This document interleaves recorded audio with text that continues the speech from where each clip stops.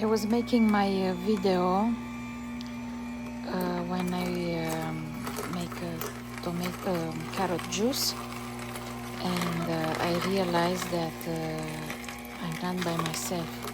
Somebody was watching me and making sure that I insert the carrots in the machine properly. And he is not afraid of me, and I'm not afraid of him. But it's very funny. What do you think?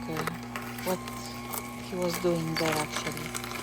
He wanted to speak with me, or maybe he wants to try some of carrot juice? What do you think?